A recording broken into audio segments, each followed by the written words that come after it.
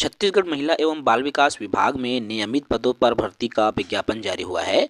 मैं इस वीडियो में बात करूंगा कि कौन कौन से पद हैं और इन पदों के लिए क्या योग्यता होनी चाहिए, साथ ही साथ वेतनमान कितना मिलेगा और आपका चयन कैसे होगा। पूरी जानकारी मैं इस वीडियो में देने वाला हूं। तो साथ ही नए हैं चैनल से जुड़ेंगे, चैनल को सब्सक्राइब करेंगे। जैसा कि मैंने अभी कहा कि ये जो पद है पूरी तरह से नियमित पद है, रेगुलर पद है।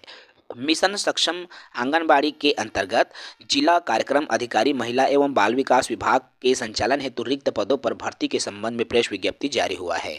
आपको बता दूं, महिला एवं बाल विकास विभाग में ये भर्ती होने जा रही है और महिला एवं बाल विकास विभाग के संचालन हेतु स्वीकृत 2 पद स्वीकृत है और ये पूर्णतः नियमित पद है दोस्तों, जिसमें सहायक ग्रेड 3 के 1 पद और भृत्य के 1 पद पर नियुक्ति की जानी है। इसके लिए योग्य एवं पात्र व्यक्तियों से आवेदन पत्र आमंत्रित किया जाता है। देखिए, भले ही पद 2 है लेकिन रेगुलर पद है और इसमें आपकी अगर नियुक्ति हो जाएगी तो बहुत ही अच्छी सैलरी आपको प्रदान की जाएगी। आवेदन की बात पहले कर लेता हूं तो पात्र व्यक्ति यदि आवेदन करना चाहते हैं तो 18 फरवरी से आवेदन की तिथि शुरू हो गई है और 6 मार्च तक आप आवेदन कर पाएंगे। जी हाँ, 18 फरवरी से 6 मार्च शाम 5:30 बजे तक आवेदन करने की तिथि निर्धारित की गई है। आवेदन आपको कैसे करना होगा, तो आपको आवेदन पत्र का प्रारूप इसी पीडीएफ में मिलेगा और जिसे आप जिला कार्यक्रम अधिकारी महिला एवं बाल विकास विभाग, जिला गौरेला पिंडरा मरवाही छत्तीसगढ़ की सूचना पटल पर भी आप प्राप्त कर सकते हैं, या आप चाहें तो गौरेला पिंडरा marwahi.cg.gov.in पर जाकर भी आप जो है आवेदन पत्र को डाउनलोड कर सकते हैं।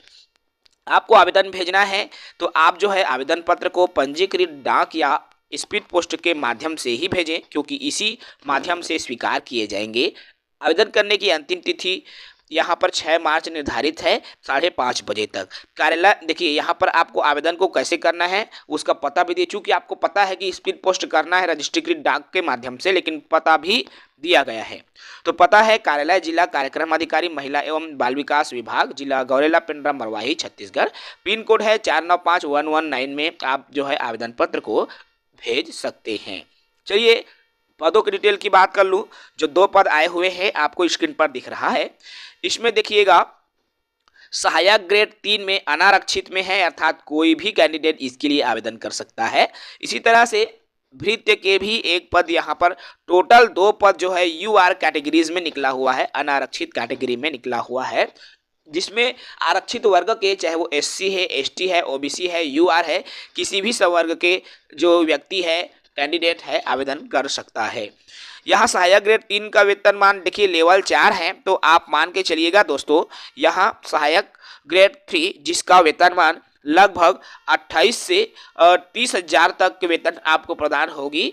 ठीक है, सहायक ग्रेड 3 में। इसी तरह से बात करूं भृत्य के वेतन की, तो भृत्य का वेतन भी जो है 20,000 से 22,000 रुपए तक आपको मिल जाएगी, क्योंकि ये पूर्णतः रेगुलर भर्ती है और रेगुलर भर्ती होने की वजह से आपको वेतन भी बहुत ही अच्छा मिलने वाला है। तो जो भी इच्छुक है आवेदन कर सकते हैं।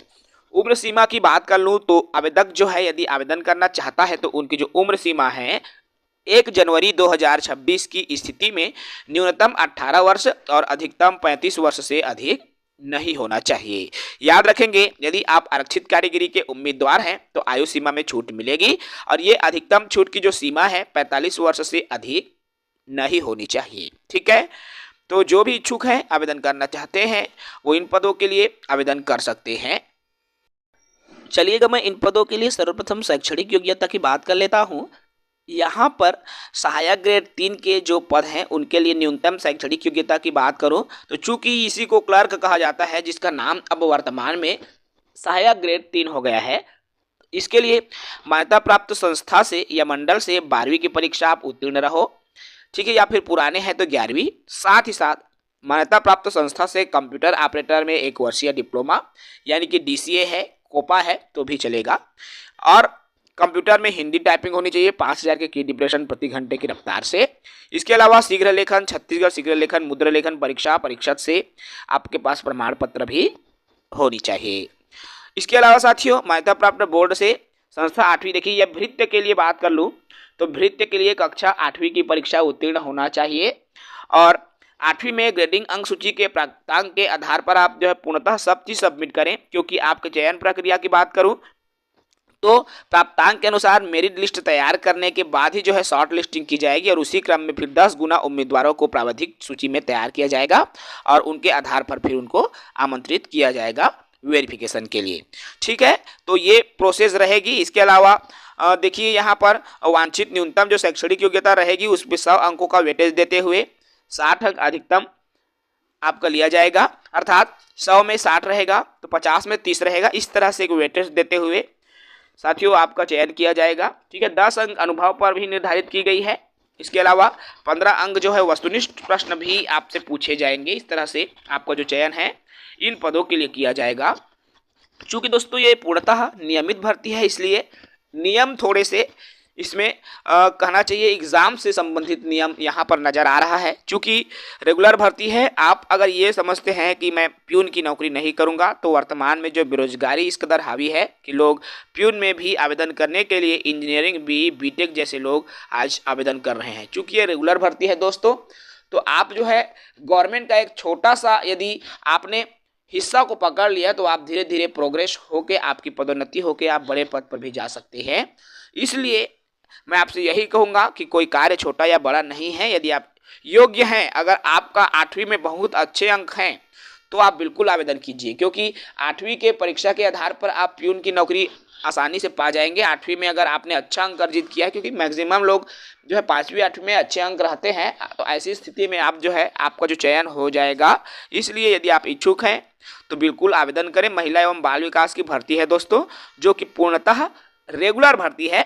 हमने आपको शुरू में भी बता दिया है रेगुलर भर्ती है, और कोई भी रेगुलर भर्ती यदि होती है, आप सबको पता है, तो रेगुलर भर्ती में सिविल सेवा के जो नियम है 1961 के नियम लागू होते हैं। साथ ही साथ यहाँ पर देखिए चयनित अभ्यर्थियों को 3 वर्ष की परीक्षा अवधि पर भी रखी जाएगी। ये सभी नियम रेगुलर भर्ती पर ही लागू होते हैं, न कि संविदा या गेस्ट के पद पर नियुक्त कर्मचारियों पर। इसलिए पूर्णतः रेगुलर भर्ती है, इस पर दो मत वाली बात नहीं है। अगर आप इच्छुक हैं, आवेदन करना चाहते हैं, तो बिल्कुल इन पदों पर आवेदन कर लीजिएगा।